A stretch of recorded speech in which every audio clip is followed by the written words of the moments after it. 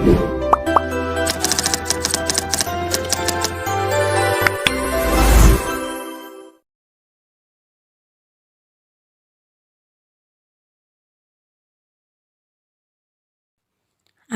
kelompok 11 yang beranggota, yang pertama ada Oscar Maulana, yang kedua Hade Miladia Nurfara, yang ketiga Luciana Salsabila.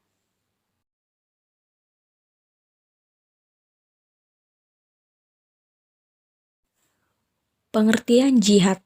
Menurut harfiah, kata jihad yaitu basalah was'ubu, yang berarti memberikan segenap upaya yang maksimal.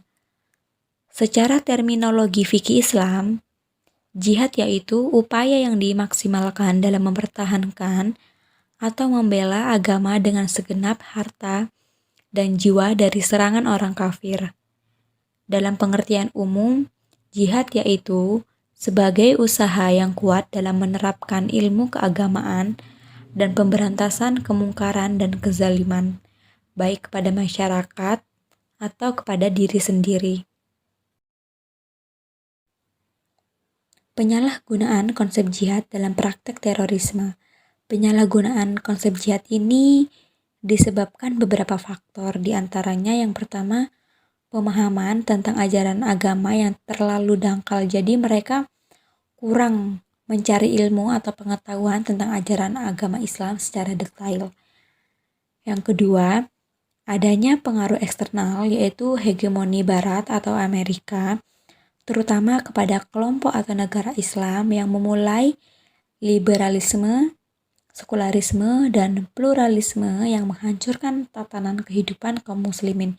Jadi mereka berpikir secara bebas, apapun itu bebas, tidak mengikuti aturan-aturan yang ada.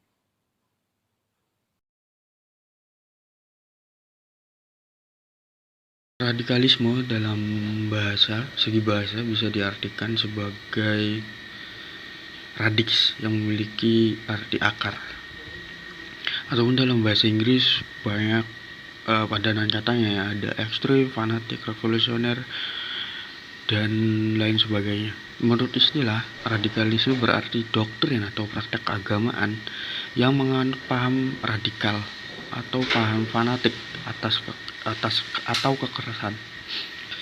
Dari pengertian di atas dapat dikemukakan bahwa radikalisme adalah sikap atau semangat yang membawa pada tindakan yang bertujuan untuk mengubah alihkan tatanan yang mapan. Dalam artian di sini bisa kita simpulkan itu adalah tatanan pemerintahan. Kemudian di sini saya akan menjelaskan tentang genealogi atau sejarah lahirnya radikalisme di Indonesia.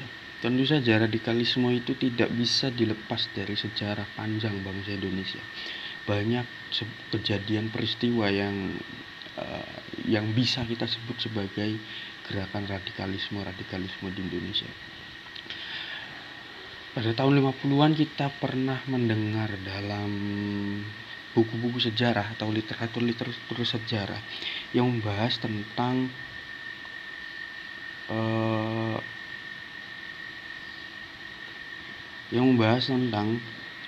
peristiwa DITII. Itu menurut para sejarawan bisa disebut sebagai gerakan radikalisme pertama di Indonesia, atau bisa kita sebut gerakan separatisme. Ada DITII yang di Makassar, yang nanti itu akan diberangus seluruh pasukannya oleh orang kolonial, saya lupa namanya, tahun 50-an, ada agresi militer Belanda kedua. Nah, menurut Olivier Roy mengatakan bahwa gerakan Islam radikalisme Indonesia dan beberapa negara muslim lainnya dipengaruhi oleh dua komunitas keagamaan. Dua komunitas keagamaan yaitu IM atau Ikhwanul Muslimin yang dipimpin oleh Hasan al-Banna. Kemudian ada Jamaat al-Islamiyah JAI yang diprakarsai oleh Abu A'la Maududi yang berembrio berasal dari Pakistan. Kemudian dari kedua organisasi keagamaan itulah bertransformasilah menjadi sebuah gerakan Islam yang disebut Islam radikal. Kemudian munculnya gerakan radikalisme di Indonesia tadi udah dijelaskan ya. Tapi di sini ada beberapa kali gelombang Islamisme besar di Indonesia pada waktu itu, yakni pada pasca Orde Baru. Munculnya gerakan ini karena pada tahun-tahun itu ketika Orde Baru berkuasa, banyak aktor-aktor politik, aktor-aktor cendekiawan, aktor-aktor mubalik, aktor kiai pada waktu itu dibungkam pada masa Orde Baru yang dipimpin oleh Soeharto. Tahun 90-an ketika Orde Baru mulai goncang, kemudian Islam mendapat tempat di negara Indonesia. Salah satu pembungkaman itu bisa kita lihat dalam pembatasan mengenai jilbab ataupun pembatasan mengenai kerudung pada waktu itu. Saya pernah baca di salah satu majalah tahun 80-an, orang ketika mau masuk SMA, orang ketika mau masuk sekolah itu perempuan itu dilarang berjilbab. Karena dalam aturannya di muka publik tidak boleh ditonjolkan simbol keagamaan apapun, karena jilbab kita bisa sebut sebagai simbol keagamaan ya. Jilbab mesti Islam gitu. Terjadi gelombang besar pada pemahaman keagamaan yang menjurus pada melunturnya kekuatan Islam. Hal ini dikarenakan beberapa hal, diantaranya hancurnya Orde Baru yang itu tadi. Kemudian munculnya gerakan pan-islamisme. Gerakan pan-islamisme itu adalah gerakan untuk bayangan untuk membangkitkan semangat-semangat Islam. Kemudian adanya ketimpangan ekonomi. Jelas di sini faktor ekonomi sangat berpengaruh besar dalam munculnya radikalisme di Indonesia. Kalau kita lihat beberapa wacana terakhir tahun 2000-an awal, ketika Islam bisa disebut sebagai Islamfobia, ketika menara di Amerika diteror, itu cikal bakal Islamfobia di Indonesia. Nah, ini nanti masuk kaitannya dengan radikalisme dalam perspektif politik global. Gerakan-gerakan radikalisme tidak hanya sebatas pada geografis lokalitas, artinya tidak sebatas dalam lingkup negara saja. Ada aktor-aktor politik dunia yang ikut memeriahkan, bisa dibilang, dalam munculnya radikalisme di Indonesia. Adanya domain politik antar negara dan penguasa yang sangat berpengaruh jelas. Terus adanya pihak lain yang menjadi pengejauhantahan mengenai terbentuknya koneksitas antar warga negara. Di sini koneksitas menjadi diksi penting bagaimana radikalisme mulai ditanamkan pada aktor-aktor teroris ya. Karena patut diketahui bahwa radikalisme, terorisme, separatisme itu mempunyai disiplin ilmu yang berbeda kalau kita mau mempelajarinya.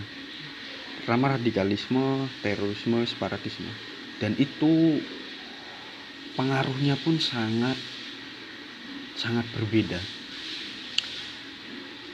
Coba teman-teman bisa baca bukunya Harakatuna terbitan tahun 2020 mengenai menimbang menakar NKRI bubar. Itu buku representatif mengenai bacaan-bacaan radikalisme, separatisme, dan terorisme. Agama dan kekerasan global. Pada dasarnya, kekerasan sama sekali tidak pernah dibenarkan dalam ajaran agama, karena kekerasan merupakan tindak kriminal, kejahatan, dan tidak berkepri kemanusiaan. Dalam Islam, tindakan kekerasan merupakan suatu tindakan yang haram dan terlarang, karena dapat menimbulkan berbagai macam fitnah dan keributan dalam masyarakat. Tindakan kekerasan dapat menciptakan perpecahan di antara masyarakat. Hal tersebut terjadi karena tidak lagi terciptanya suatu keharmonisan dan kedamaian dalam menjalin kehidupan. Allah Subhanahu wa Ta'ala melarang dengan keras dan tegas mengenai tindakan kekerasan. Hal ini sesuai dengan firman-Nya dalam surat Al-Maidah ayat 31 sampai ayat 32.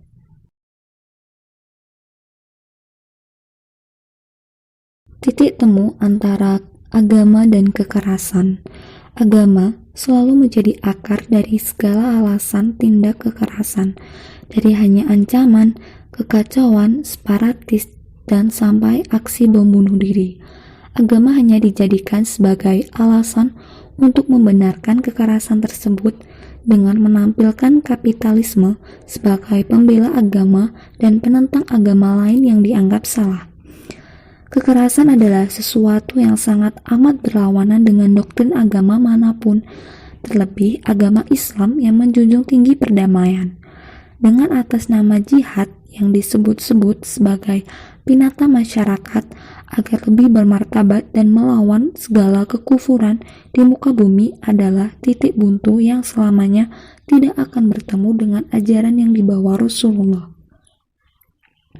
Praktik yang dilakukan para terorisme di zaman sekarang menunjukkan bahwa banyaknya kesalahan para teroris dalam mengaplikasikan serta menafsirkan ayat-ayat Al-Quran.